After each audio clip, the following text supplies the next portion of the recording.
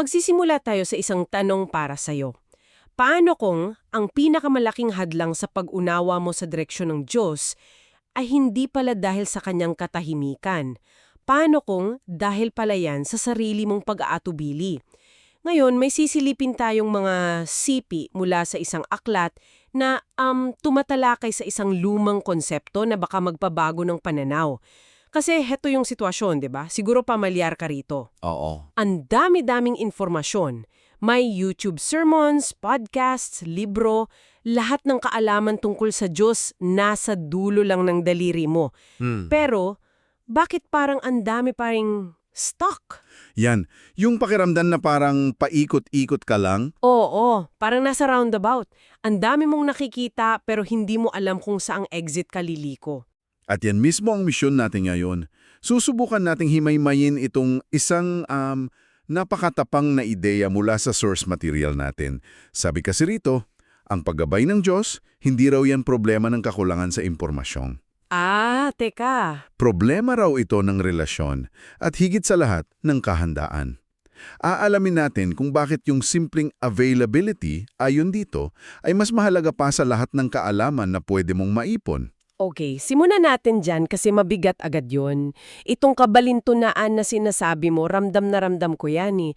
Ang dami nating input, nakikinig, nagbabasa, Oo. pero parang walang output sa buhay. Ang dami mong alam, pero hindi mo alam saan ka pupunta. Tama. Ang ginagamitan ng term ng source para dyan ay spiritual inertia o kaya isang quiet paralysis. Quiet paralysis. Oo. At ang nakakaintriga rito, hindi raw to dahil sa kawalan ng paniniwala. Kasi naniniwala ka, ang ugat daw nito ay pag-atubili, isang hesitation. At dito lumalalim, yung akala nating paghintay sa Diyos na parang napaka-spiritual pakinggan. Oo, parang tama naman. Palang madalas pala ay isa lang, guarded posture, isang depensa. Isang pag-atubili na kumilos hanggat hindi mo nakukuha yung buong blueprint, lahat ng sagot. So, isang guarded posture. Parang sinasabi mo, okay Lord, game ako, pero pakita mo muna sa akin yung next 5 steps. Gusto kong makita yung waste level na traffic report bago ako umalis ng bahay. Eksakto. Ganyan-ganyan. At idinidiing ng material na hindi efektibo yan. Kasi ang paggabay ng Diyos, hindi idisenyo bilang isang information problem. Okay. Kasi kung informasyon lang ang kulang, dapat lahat ng Bible scholars perpektong pagsunod, di ba? Pero binigyan tayo ng matinding alimbawa yung mga Pariseo. Sila yung mga eksperto. Sila yung may hawak ng data, kabisado nila bawat titik ng kasulatan. Pero nung yung mismong katuparan ng kasulatan, yung Mesiyas, Nasa harap na nila. nasa harap na nila pero hindi nila nakilala. Wow! Kasi ang hinahanap nila ay yung umaayon sa sarili nilang checklist, sa expectations nila, hindi yung relasyon sa taong kaharap nila. Yun na nga, pinapakita nito na kahit yung pinakamataas na antas ng kaalaman, hindi yan garantihan ng pag-unawa. May kulang na sangkap. At dito na tayo papasok sa puso ng buong usapan. At ito na yata yung salitang Hebreyo na nabanggit sa outline.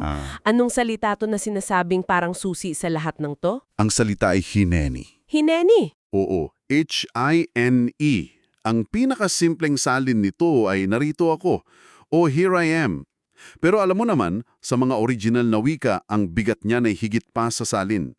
Hindi lang siya yung parang present sa roll call. Eksakto. Hindi yan yung pag-check ng attendance. Okay, so kung hindi lang yun, ano yung mas malalim na kahulugan niya? Ang pasinante rito, ayon sa material, ay kung ano ang hindi ibig sabihin ng hineni.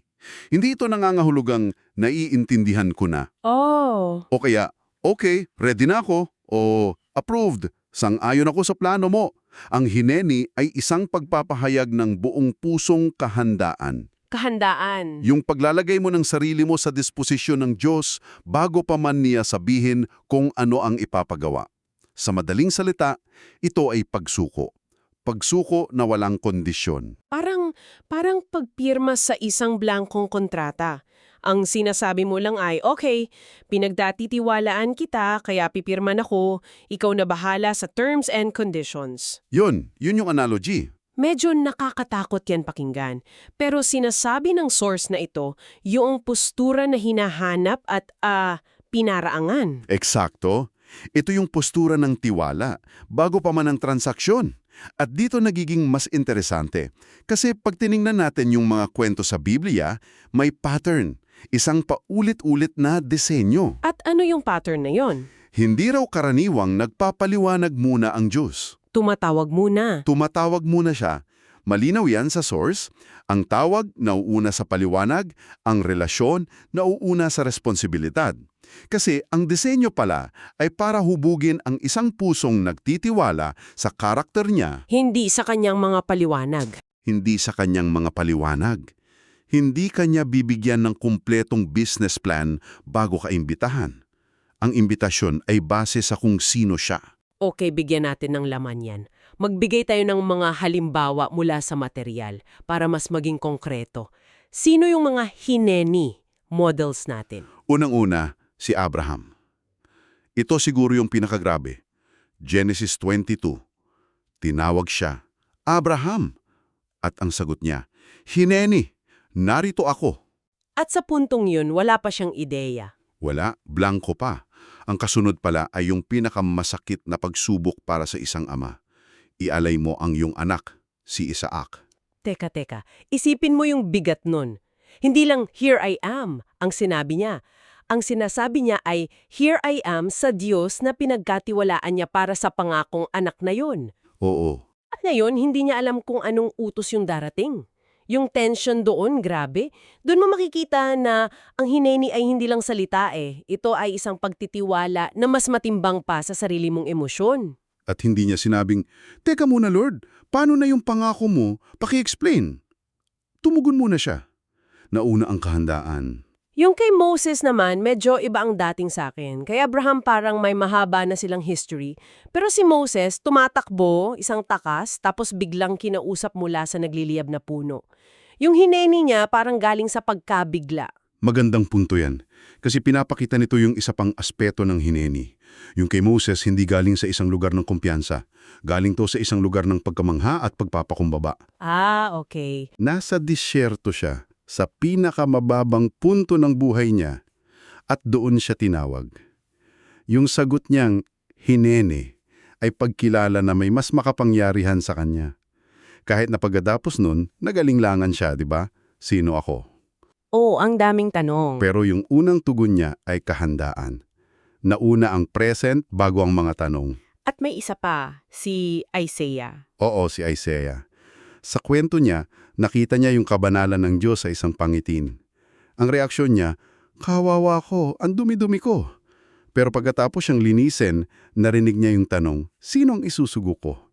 At doon siya sumagot ng sarili niyang version ng hinene. Narito ako, isugo mo ako. Yon. At ang mahalaga doon, hindi niya muna tinanong saan, anong trabaho, anong benefits. Walang tanong.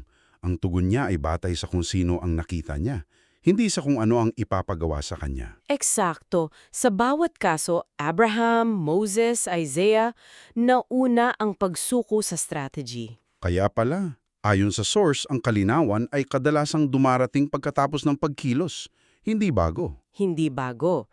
Si Abraham umalis nang hindi alam saan pupunta. Si Pedro lumakad sa tubig bago nalaman kung lulubog ba siya o hindi.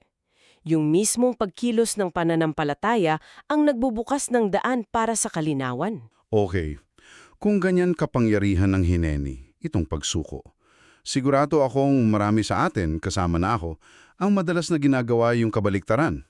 Ano ang tawag ng source doon sa laging humihingi muna ng pruweba? Ang tawag dito ng source ay negotiated faith. Pananampalatayang nakikipagnegosasyon.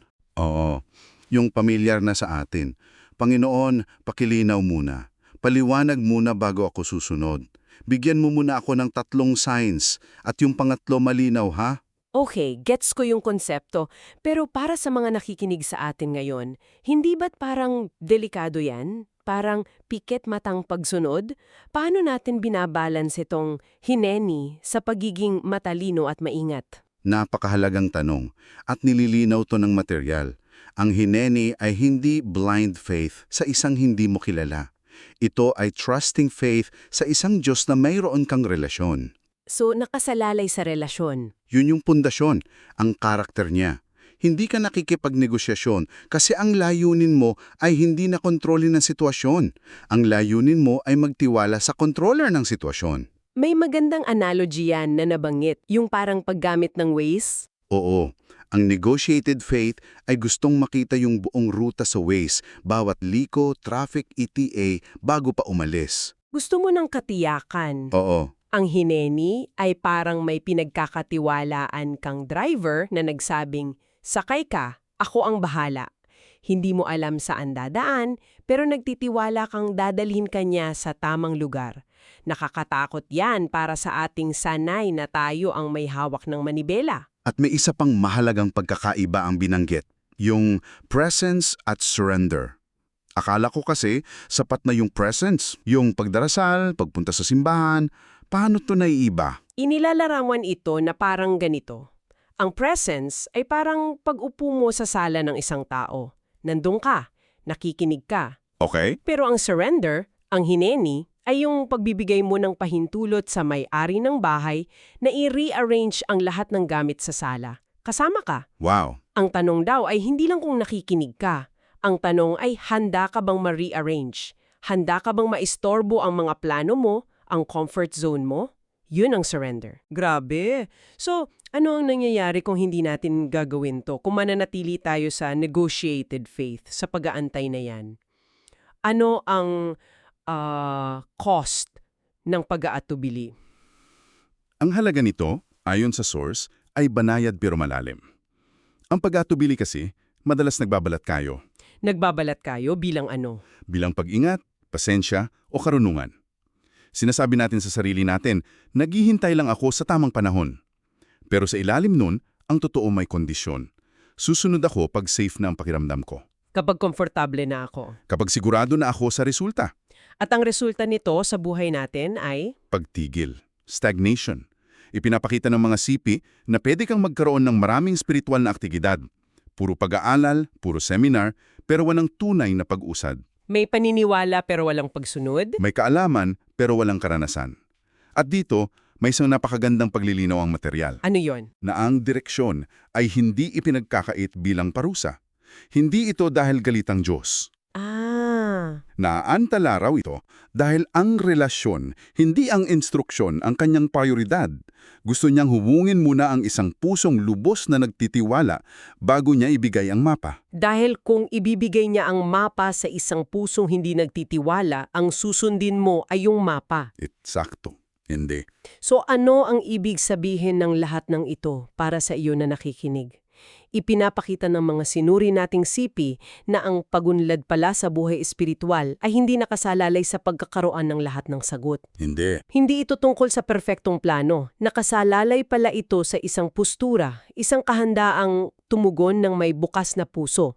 Isang here I am na walang kasunod na pero o paano kung... At sinasabi ng source na ang tunay na pagbabago ay nagsisimula kapag ang panalangin mo ay nag-iiba ng direksyon.